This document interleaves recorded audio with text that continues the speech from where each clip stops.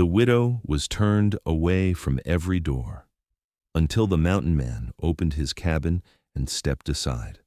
The wind cut through town like a blade as Mara Holloway pulled her shawl tighter around her shoulders, the baby blue fabric already soaked from the sleet that had begun before dawn. But it wasn't the cold that made her shake. It was the way every door slammed before she even finished knocking. The butcher's wife peeked through her curtains and yanked them shut. The saloon keeper barked that widows brought bad luck in weather like this. And the pastor, the one man she hoped might show mercy, stood behind his half-open door and told her the church was full, though she could see empty benches from where she stood. "Try the boarding house," he muttered, avoiding her eyes. She had, and the keeper's wife had stared at Mara's wet skirts, her frayed hem, and said sharply, "We don't take in strays of the storm." The words stung worse than the icy rain crawling down Mara's neck. She wasn't a stray. She was a wife, had been a wife, until her husband's fever took him last winter, and the ranch they'd built fell into debt the town whispered she deserved. Today, wind and dusk chased her together as she knocked on the last house at the edge of the frontier street, praying someone might show a shred of kindness. Instead, a ranch foreman cracked the door and sneered. "You again? You're not sleeping here." She swallowed, voice breaking. "I can pay for just one night, sir, please. I've walked all morning." "Not my problem," he snapped. "Storm's coming. You'll bring trouble." And with that, he tossed her small satchel into the mud at her feet and slammed the door so hard the frame shuddered. The echo of rejection rolled down the empty street like thunder, leaving her breathless and fighting tears she refused to let fall.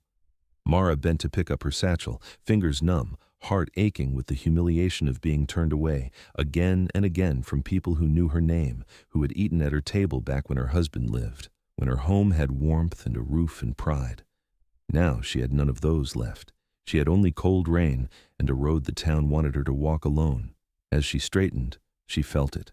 Eyes on her. A shadow stood at the far end of the street, tall, broad-shouldered, wrapped in a heavy fur-lined coat, half hidden beneath the jutting porch roof of the abandoned wagon shop. A mountain man, clearly. Not one of the townsfolk, not a man who cared for gossip or whispered cruelty.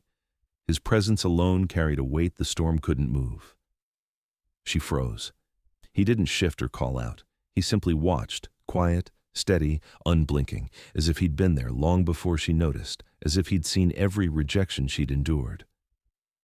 The wind gusted hard, and Mara staggered a step, her soaked boots slipping on the slick mud. She tried to walk, but her knees wobbled. The cold had seeped deeper than she realized.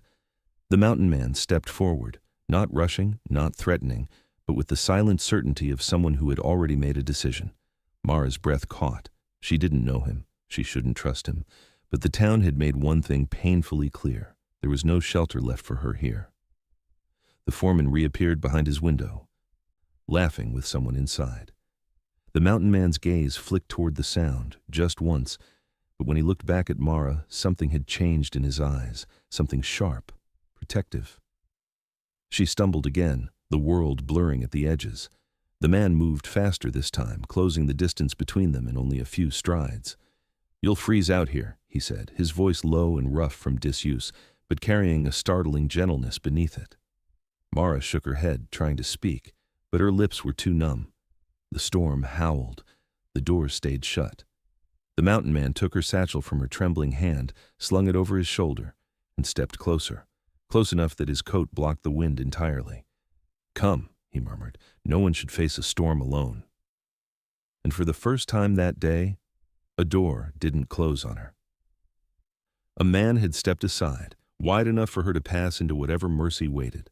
The sleet thickened into icy needles as Mara tried to steady her breath, her legs nearly buckling beneath her as the mountain man guided her away from the town's last row of shuttered windows, each one glowing with warm lamplight meant for everyone except her. His hand didn't grasp or push. It simply hovered near her back, a silent barrier against the wind, and a promise that if she fell, she wouldn't hit the ground alone. "This way," he said, voice quiet but certain, as he led her past the empty blacksmith yard and toward a narrow trail cut between two stands of pine. Mara stumbled again, her boots sinking into mud that sucked at her heels like cold hands trying to pull her down. He stepped beside her instantly, letting her lean without ever making her ask. The storm growled overhead, rolling down the valley in a low, angry rumble. "I'm slowing you," she whispered, ashamed of her trembling, ashamed of her weakness, ashamed of the way her breath came in panicked bursts.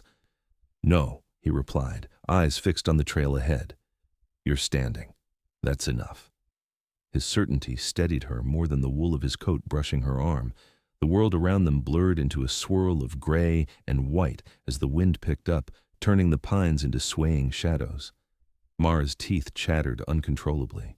She hugged her shawl tighter, but the thin fabric was no match for the cold climbing through her skin and settling deep in her bones. "Where are we going?" she managed, her voice nearly lost to the wind. "My cabin," he said simply. "Not far." She swallowed hard. Trust was a dangerous thing, but so was dying alone on a road where not a single door had opened. She forced her stiff legs to keep moving as he guided her down the narrow trail. Her vision wavered, the storm spinning faster. She blinked hard, trying to stay focused on his silhouette, broad shoulders, steady steps, dark hair dampened by sleet. He never rushed her, never tugged or commanded, just walked at her pace, matching every stumble with silent patience. The trail curved sharply around a rocky outcrop, and the wind slammed into her full force. She gasped as her foot slipped on a patch of frozen gravel. The ground tilted, her stomach lurched. In an instant, he reached out, catching her elbow and pulling her against his side with one strong, warm arm. She felt the heat of his chest through his coat, felt the steadiness of his breath while hers came in frantic gasps. "Easy," he murmured. "Storm's trying to take your feet." "Don't let it take your will." She tried to nod, but her body was shaking too hard. He adjusted his grip, letting her lean more fully on him, not controlling, supporting, not claiming, steadying. They walked like that for several minutes until the trees thickened and the wind thinned into a whisper. Through the branches she saw a faint glow flickering ahead. Firelight, civilization, hope. Relief hit her so sharply her knees nearly gave way. "We're close," he said. "Hold on." She forced her legs to keep moving until they crossed into a small clearing. A single cabin stood at the center, its roof piled with snow, smoke curling gently from the chimney. The storm clawed uselessly at the trees around it, unable to penetrate the thick pine wall that sheltered the clearing like cupped hands. Mara's breath hitched.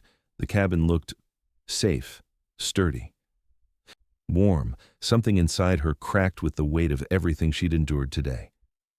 I can't take your home," she whispered. "I'm a stranger."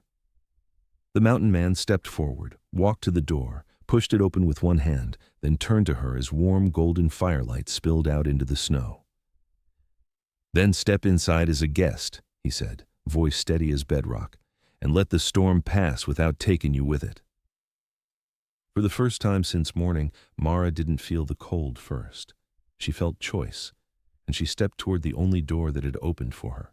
The warmth hit her like a wave the moment she crossed the threshold, a gentle glow wrapping around her chilled skin even before the door shut behind them, muting the wind's howling rage. Mara stood there motionless, unsure if she was allowed to breathe yet, her eyes adjusting to the soft flicker of lamplight dancing across rough-hewn walls and shelves lined with simple tools, drying herbs, and small wooden carvings that spoke of a life lived in solitude rather than loneliness. The mountain man stepped around her, moving with quiet purpose as he hung his coat on a peg near the door, the heavy fabric dripping melted sleet onto the floorboards. "Sit by the fire," he said, not as an order, but as if it were the most natural request in the world.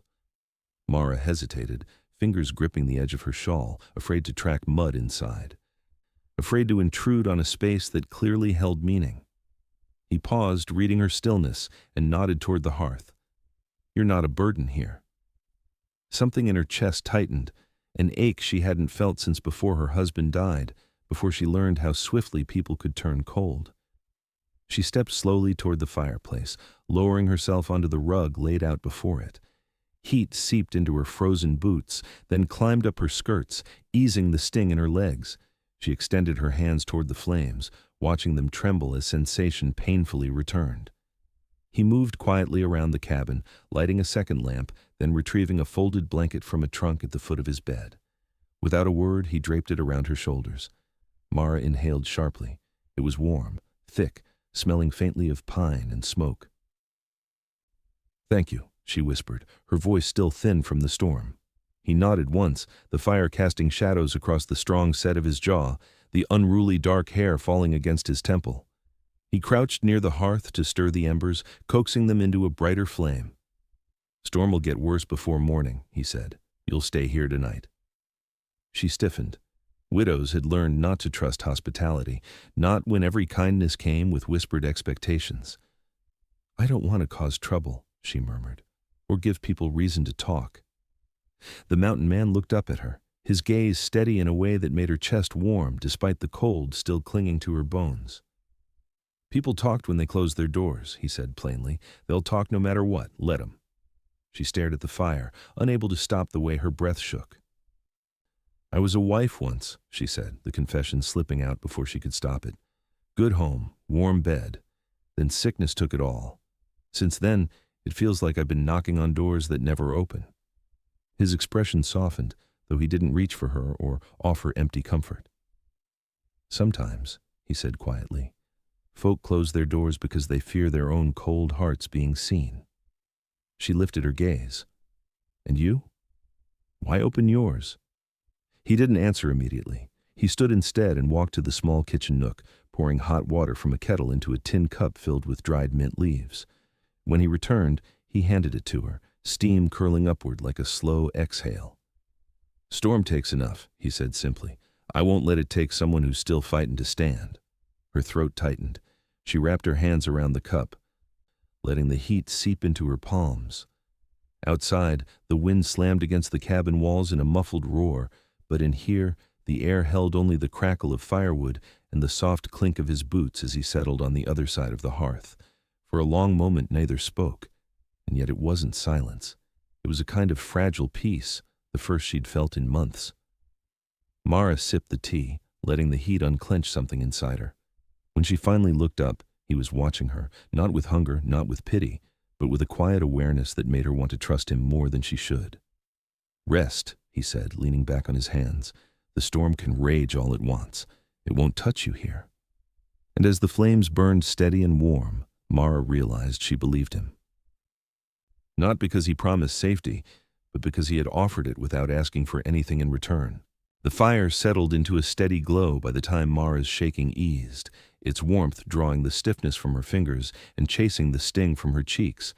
But the deeper cold, the one lodged in her chest since the day she buried her husband, lingered like a bruise. The mountain man rose briefly to check the door latch, pressing his palm against the wood as though measuring the storm's strength, then returned to sit beside the hearth, not too close, not too far. His presence a quiet anchor in the dim cabin. Outside, the wind rattled the shutters, but inside, nothing rattled him. He seemed carved from the mountain he came from, solid, rooted, unmoved by any weather. Mara took another sip of the mint tea, grateful for the heat in her hands, and glanced at him over the rim of the cup. He wasn't staring, but he wasn't ignoring her either. He existed in that rare space between, aware without intruding, present without pressuring.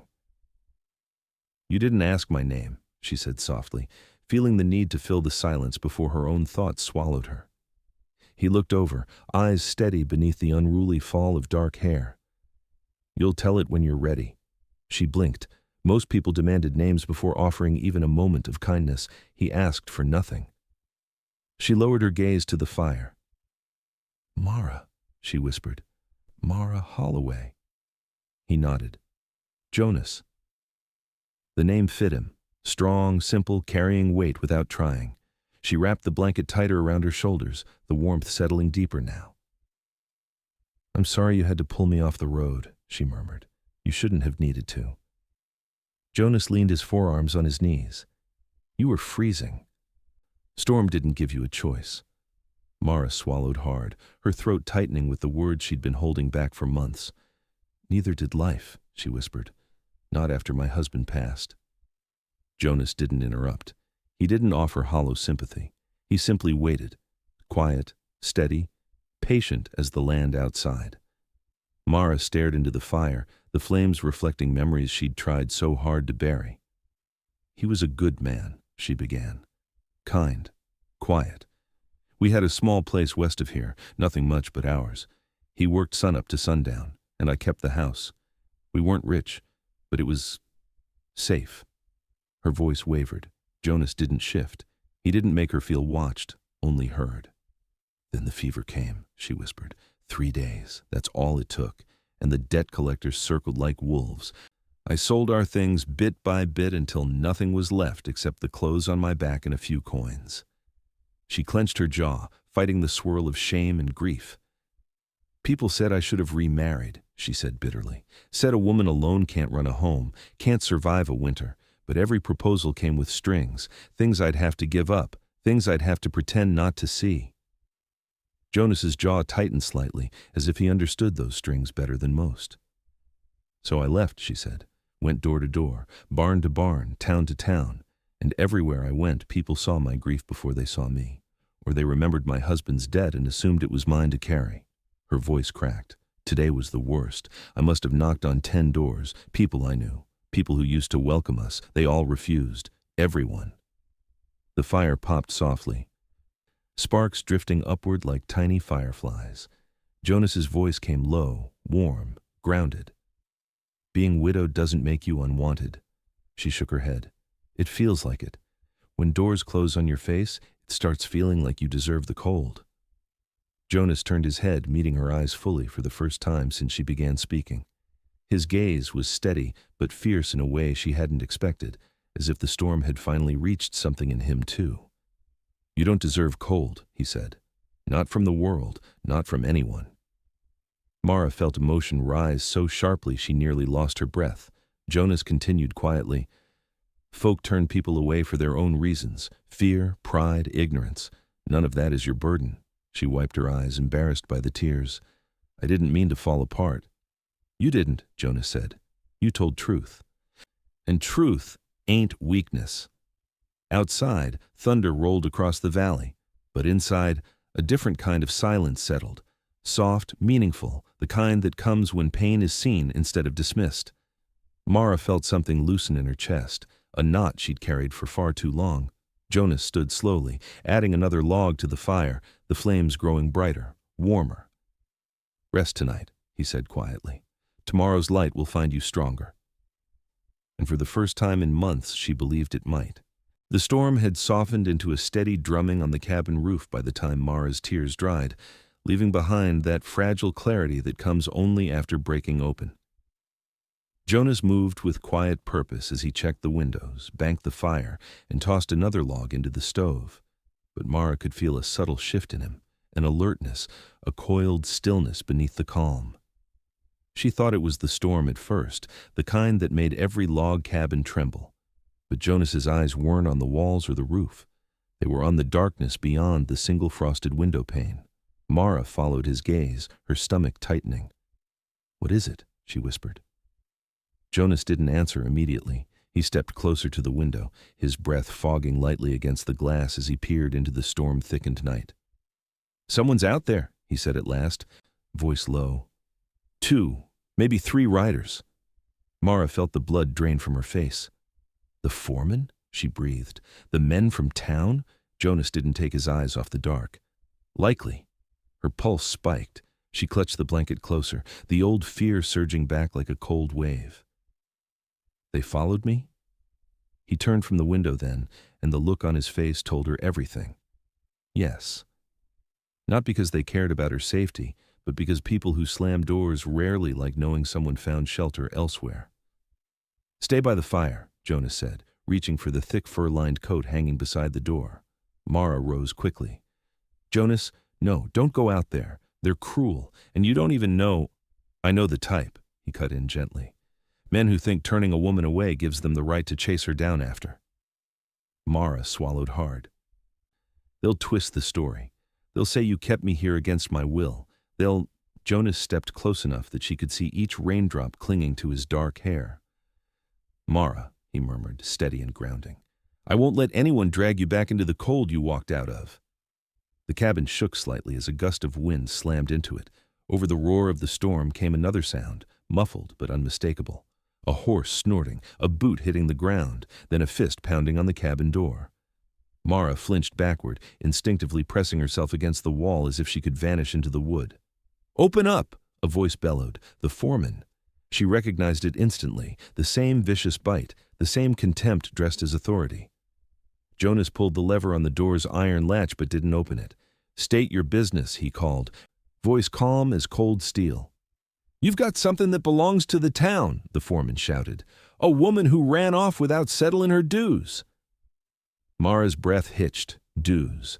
That word, so sharp, so cruel, had been used against her in every town she'd passed through. Jonas rested a hand on the doorframe, his shoulders squared. "She owes no man a debt for needing warmth on a storm night." "You don't get to decide that," another voice snapped, a younger one, but angrier. "She's a widow wandering alone. Folks are talking. We're taking her back." Mara's knees nearly buckled. Jonas's jaw worked once, as if restraining something darker. "No," he said simply. "You're not." A heavy fist crashed against the door again. "Open this damn cabin." Jonas didn't move. "The storm's too rough," he said. "Ride back. Dawn'll cool your tempers." "We're not waiting till dawn," the foreman snarled. "She's coming with us now." Jonas turned his head slightly toward Mara without taking his eyes off the door. "Go stand where the firelight hits your face," he murmured. She blinked. "Why?" "Because lies don't live long in the light." Her heartbeat thundered as she stepped closer to the hearth, the warm glow illuminating her features. Jonas lifted the wooden beam from beside the door, slid it into place, and finally cracked the door open just enough for the storm to scream through a narrow slit of wind. It caught the foreman full in the face, sleet stinging his eyes. The man spat, wiped his brow, and glared past Jonas. "Girl," he barked, "get your things." Jonas didn't budge. "Look at her." The men tried to peer past him through the narrow gap and froze. The widow they claimed was taken against her will didn't look trapped. She looked warm, safe, standing tall in the fire's glow with a blanket around her shoulders and steadiness in her eyes they hadn't seen before. The foreman faltered. You ain't staying here willingly, are you?" Mara swallowed, the words trembling out of her, but not from fear. "I am," she said, "more willingly than I ever stayed in that town." Jonas's eyes sharpened, not at her, but at the men hearing her truth for the first time. Outside, the storm howled, but inside, the battle lines shifted, quietly, unmistakably, in her favor. The men hadn't expected her to stand. And Jonas, watching them fold beneath the weight of her courage, didn't look like a man preparing for trouble. He looked like a man ready to end it. Jonas shut the door before the foreman could sputter out another insult, the wooden beam falling into place with a solid thud that made the whole cabin feel suddenly impossibly safe. For a beat, Mara stood frozen in the glow of the fire, her heart hammering against her ribs as the men outside cursed and stomped through the mud, their voices muffled by the storm-shaken walls. Jonas didn't flinch. He listened only long enough to know they weren't forcing the door, then stepped back from it with a controlled breath, the tension in his shoulders easing, not gone but settled, like a bear unwilling to wake unless pushed. He glanced at Mara. "Sit," he said softly. "They won't break through a cabin built by my hands." She sank onto the rug again, grateful for the warmth and for the steadiness of his presence. Jonas crossed to the stove, lifted the lid, and stirred the pot inside. The scent rose immediately. Thick stew, herbs, slow-cooked root vegetables, and something savory that made her stomach twist with sudden, desperate hunger. She pressed a hand to her midsection, embarrassed by the rumbling, but Jonas only ladled stew into a wooden bowl and brought it to her with quiet certainty. "Eat," he murmured, handing her a spoon. "You've had nothing in your belly but fear all day." The words struck deeper than he intended. Fear had been her only companion since sunrise. Mara cradled the bowl, letting the heat seep into her palms before taking a small spoonful. The warmth spread through her chest instantly, loosening muscles she didn't realize had been clenched. "It's good," she whispered, blinking hard. "It's real good." Jonas gave a faint nod and returned to the stove, ladling some stew into a bowl for himself. He sat across from her, cross-legged, one hand around his bowl, the other resting loosely on his knee. Outside, the storm raged, Inside, he ate with the quiet focus of a man who had learned to make peace with solitude. Yet tonight, Mara didn't feel like an intruder in that peace. She felt invited to share it. After several bites, she looked up. "They'll be back," she said, voice soft. Jonas didn't look surprised. "Storm might drive them off for a while, but pride don't get weathered easy. What if they try again? Then I'll still be here." The simple certainty in his tone steadied something deep inside her, something that had been shaking long before she knocked on a single door in town. She swallowed a lump in her throat. "Why are they so angry?" Jonas set down his bowl. "Because a woman they pushed aside found a place that didn't push back. Some men confuse rejection with ownership." Mara looked down, embarrassed by the truth in that. "I didn't mean to drag you into their bitterness." "You didn't," he said. "They walked into it themselves." She smiled faintly despite her exhaustion. "You speak like a man who's seen this before." Jonas took a slow breath, the firelight painting warm amber against the strong lines of his face. "I've seen people try to claim what isn't theirs, seen them corner the weak, seen them call cruelty a right." His jaw tightened. "But not under my roof." The vow in his tone made her chest ache in a different way, like warmth returning to frozen places. She set her empty bowl aside. "You didn't have to feed me." "Storm's harsh," he replied, "but hunger makes it cruel." Mara brushed her fingers along the edge of the blanket wrapped around her. "You've given me more in 1 hour than that town offered me all day." Jonas studied her face for a moment, long enough to show he heard the layers beneath her words. "Kindness ain't a ledger," he said quietly. "If you needed a place to rest, that's reason enough." Lightning flashed outside, followed by a crack of thunder that shook the window. Mara startled, but Jonas remained still, watching her with a gentleness that didn't match his size or his rugged exterior. "You're safe," he murmured. "Fire's strong, walls are thicker than any storm." Mara's pulse eased. "I keep waiting for the moment you'll ask something of me," she admitted shakily. "A promise I can't keep, or a debt I can't repay." Jonas's brow furrowed. Not in offense, but in understanding. "Men asked that of you before," he said. Mara nodded, barely trusting her voice. Jonas leaned back slightly, hands open, palms visible, a gesture more comforting than any oath. "You owe me nothing," he said. "Not tonight. Not ever." Something inside her broke open again, but this time, it wasn't grief. It was relief so profound she nearly couldn't breathe. She pressed a hand to her heart. "I don't know why you're being so good to me." Jonas met her gaze with quiet certainty. "Because the world's given you enough cold," he said. "Let a warm night exist." And in the firelit cabin, safe, fed, unclaimed, Mara finally let it. The stew's warmth hadn't faded from Mara's chest when a sudden crash outside jolted her upright, the sound sharp enough to slice through the steady roar of the storm. Jonas was on his feet before she fully registered it, his bowl set aside, his posture shifting from quiet presence to ready defense with a speed that startled her. He moved to the window, shoulders tense beneath his shirt as he peered into the darkness. The fire flickered against his broad back, throwing long shadows across the cabin walls. Mara's breath hitched. "Are they back?" she whispered, fingers curling into the blanket. Jonas didn't answer immediately. Instead, he listened. Really listened. Head tilted slightly, breath held, body motionless, except for the slight flaring of his nostrils as he read the storm like a language only he knew. Thunder rumbled again.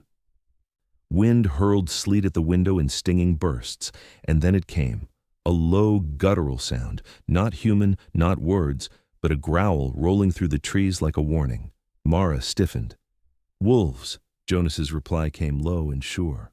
"1, maybe 2. Storm's driven them down from the ridge." Her stomach dropped. Wolves hunting in a storm were desperate, hungry, bold enough to approach a cabin. Jonas reached for the long rifle leaning near the door, but didn't pick it up. He simply laid his hand across the barrel, grounding himself in readiness. "Stay by the fire," he murmured. "They won't come through the walls." Another crash echoed outside, closer this time, and Mara flinched. Jonas stepped toward the door, his boots silent on the floorboards, eyes sharp with the calm focus of a man who had weathered far worse than a winter storm. "Jonas," she whispered, rising to her feet before she could stop herself. "Don't go out there, please." He turned, and even in the dim light she saw a flicker of something in his eyes. Not fear, but something protective, something anchored in a place deeper than instinct. "I won't leave the cabin," he said gently, "but whatever's out there is testing the door. I need it to know this home isn't silent." A third crash struck, this time against the back wall, and Mara jumped, hand flying to her mouth. Jonas grabbed a lantern, lit it with a steady hand, and hung it by the front window, so its glow spilled out into the storm. "Light keeps some things back," he said quietly. "Not all, but some." Mara moved closer, unable to let him face the unknown alone. She stood beside him, though her whole body trembled. "Do wolves? Do they try to get inside?" Jonas shook his head. "Not unless they smell fear." She blanched. "I'm full of fear." "Then stand with me," he said, turning just enough that their shoulders nearly touched. "Storm or beast, nothing crosses this doorway tonight." As if summoned by his words, the growl came again, low, circling, closer. Jonas's hand tightened around the rifle, though he still didn't raise it. "It's trying to test the weak points," he murmured, "looking for a break in the wall." "Will it find one?" Mara asked, breath shaking. Jonas glanced at her, and despite the danger outside, his voice softened. "I built this cabin after a winter that nearly took me," he said. "Every beam is stronger than it looks, like someone else I know." Mara felt her face warm, even in the cold draft sneaking through the doorframe. Another thud hit the cabin, this time against the front step. Jonas lifted the rifle at last, not aiming to kill but to warn. He tapped the butt of the rifle hard against the wooden doorframe, sending a deep echo through the storm. "Off with you!" he barked, voice thunder-crisp. A snarl answered, but it was retreating, uncertain. Jonas struck the frame again, louder. "Go on!" For several tense seconds the storm raged with no answer. Then, faintly, the sound of paws crunching through wet snow drifted away from the cabin, swallowed by the wind. Jonas exhaled slowly. Mara sagged in relief, her knees nearly giving out. "You scared it off," she whispered. "No," Jonas said softly, lowering the rifle. "You stood beside me. Light and voice together do more than either alone." She blinked, surprised. "I didn't do anything." "You did," he said, meeting her eyes in the lantern glow. "You didn't hide. You didn't cower. That's courage." Her breath trembled as warmth rushed through her chest, different from the fire's warmth, deeper, heavier, more frightening than wolves and storms combined. Jonas stepped closer to the fire again, raking a hand through his damp hair. "Storm's not done testing us," he said, "but it won't break this cabin, and it won't break you." Mara felt something inside her settle, like a stone laid gently into place after months of wandering without foundation. She sank back onto the rug, watching Jonas extinguish the lantern near the window before joining her by the hearth. Outside, the world was chaos. Inside, beside the man who had opened his door and stood against both men and nature, the chaos felt far away. Too far to reach her anymore. Not tonight. Not under his roof. Morning broke slow and silver, the storm's rage reduced to a gentle whisper of melted snow dripping from the cabin roof. Mara blinked awake beneath the blanket Jonas had tucked around her sometime during the night, the fire now a low bed of glowing embers.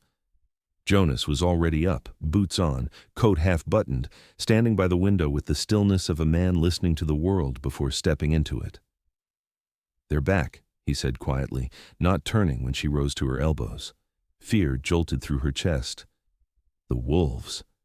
"No," his jaw tightened. "The men." Mara pushed the blanket aside and stood, heart pounding. Jonas reached for the small pouch hanging by the door and tucked something metal into his coat pocket. Not a weapon, she realized, but a carving tool, a smooth piece of polished steel. He wasn't preparing for violence. He was preparing for truth. "Why would they come again?" she whispered. "Storms passed. They could have gone home." Jonas turned then, his eyes steady, unafraid. "Because men who shut doors don't like seeing someone find shelter they couldn't control." He lifted the wooden beam from the door, opened it, and stepped outside before she could protest. Mara hurried after him, stopping on the threshold as cold morning air washed over her, the scent of wet pine sharp in her lungs. The three men, foreman and his two ranch hands waited at the edge of the clearing, horses restless beneath them. They didn't look as smug as they had the night before. If anything, they looked angrier for having had time to think. The foreman pointed at her with a gloved hand. "Mara Holloway, you get yourself out here. We got words to settle." Jonas moved instantly in front of her, not blocking her but placing himself as a line no man would cross without consequence. "You'll speak those words where the truth stands," Jonas said, "where it can't be twisted." The foreman scoffed. "Truth? You kidnapped a widow off the road last night." Mara's breath caught. "That's a lie," she whispered. Jonas held out a hand slightly, calming her without touching her. "There's a clearing behind the cabin," he said to the men, nodding toward the line of pines. "Open ground, no closed doors, no shadows to hide words." The men exchanged looks, uncertain but unwilling to back down. "Fine," the foreman spat, "but she's speaking, and she better speak right." Mara's chest tightened, but Jonas gave her a single grounding nod. "Come," he murmured. "Let the land hear you." She followed him around the cabin, her heart knocking against her ribs as they stepped into a narrow glade cut between the pines. Sunlight filtered through branches in bright slants, illuminating a patch of smooth ground where a few stones lay half buried. Not a formal circle like those used by tribes, just a place where the earth felt honest, where lies sat uneasy. Jonas stepped aside, leaving her space to stand in the light. He didn't push her forward, didn't speak for her, didn't take her voice. He simply stood close enough that she could feel him if she needed him, far enough that the truth would be hers alone. The foreman dismounted with a thud, boots sinking into soft earth. "You tell these boys what happened," he snapped. "Tell him he forced you to stay." Mara felt every ounce of the old fear claw up her throat. Fear of men's tempers, fear of gossip, fear of being alone again on a cold road. But she also felt the warmth of a fire-lit night, the taste of stew after days of hunger, the steady presence of the man who had opened his door without asking anything in return. She lifted her chin. "Jonas didn't force me," she said, voice soft but unwavering. "I collapsed in the storm. He helped me stand." "He kept you inside," one ranch hand barked. "He blocked the door." Mara shook her head. "No, he shielded me from the wind, from you." The foreman's face reddened. "You calling us liars?" "I'm speaking what's true," Mara said, stepping a little deeper into the sunlight. "Every door in town shut on me yesterday, every one. You told me I'd bring trouble. You threw my satchel into the mud." The ranch hands shifted uncomfortably. Jonas stood like a rooted tree, silent but unmistakably protective. Mara continued, stronger now. "I knocked on your doors because I was freezing, not because I owed you anything. Jonas is the only one who didn't treat me like a burden." The foreman scoffed. "A man like him don't give without taking." Jonas finally spoke. "Some men take because they fear being small," he said calmly. "Others give because they remember what cold feels like." The foreman rounded on him. "Stay out of this." "I can't," Jonas replied. "Not when truth's being bent." The foreman stepped toward Mara, but Jonas mirrored the movement with quiet finality, halting him without lifting a finger. The ranch hands exchanged glances. They weren't ready to fight Jonas. The foreman spat at the ground. "Fine. You want her? You can have her, but don't come back to town expecting mercy."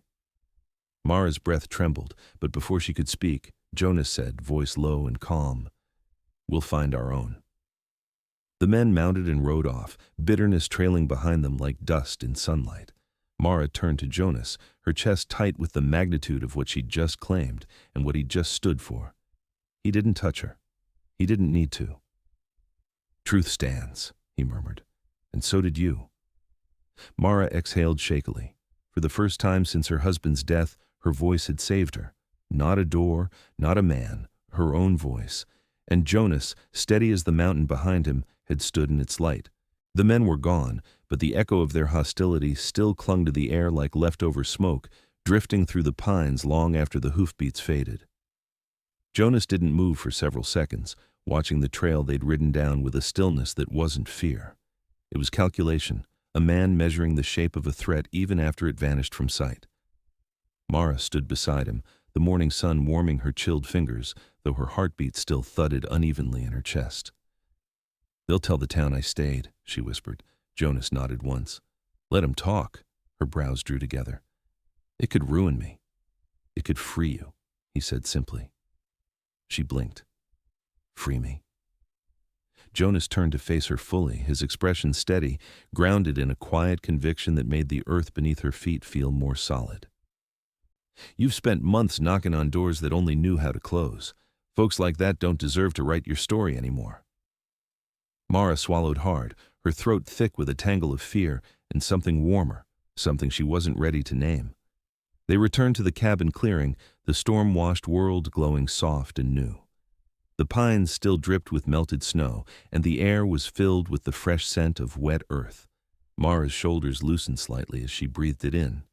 She didn't know where she would go from here, but for the first time, the path didn't feel like a punishment.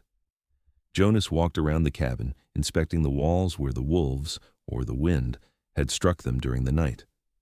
He brushed his fingers along the wood, checking for weaknesses. Mara followed him, stopping a few paces away. "You built it all yourself," she said quietly. "Every beam." He nodded. "After a winter I nearly didn't see the end of." Something heavy passed through his gaze. Old hurt, old survival, but he didn't speak it aloud. Mara wrapped the blanket tighter. "You survived it alone?" "Alone ain't always lonely," Jonas said. "Sometimes it's just quiet. Sometimes it's a choice." "And now?" she asked before she could stop herself. His eyes lifted to hers, dark and steady. "Now I open the door when someone's at the edge of falling." Her breath caught, not because of the words, but because he spoke them like truth, not kindness. Before she could reply, movement at the far end of the clearing caught Jonas's attention. Instantly he stepped in front of her. Mara tensed until she saw it wasn't the foreman or his men returning. It was the two ranch hands, riding slowly, hats lowered in something that looked nothing like aggression. Jonas didn't relax. "Stay behind me," he murmured. They dismounted, exchanging uneasy glances.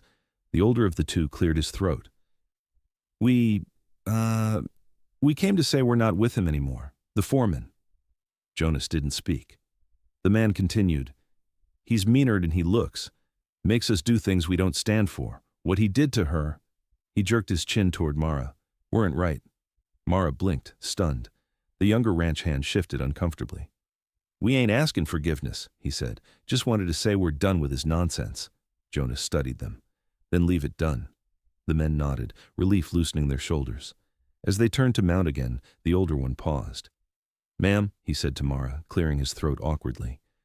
"You didn't deserve none of that yesterday." Mara swallowed, her voice shaky but sincere. "Thank you." They rode off without looking back. When the clearing quieted again, Jonas exhaled deeply. Less tension, more release. "Justice don't always need a fight," he murmured. "Sometimes it just needs someone to stop following the wrong man." Mara stepped beside him. "They listened to you," she said. Jonas shook his head. "They listened to truth. You spoke it." Her cheeks warmed at the memory of her voice cutting through the morning light. For months she had walked across the frontier, believing she had nothing left, no place, no welcome, no worth. Yet here, in this clearing between pines and broken storm clouds, the truth she'd spoken had carried more strength than any fist. "What happens now?" she asked softly. Jonas looked toward the horizon, where the trail dipped toward town. "The foreman will bark," he said. "Stir trouble. Try to make noise." Mara felt fear coil again, but Jonas's next words untied the knot. "Noise ain't danger," he said. "Danger's a man with nothing to lose.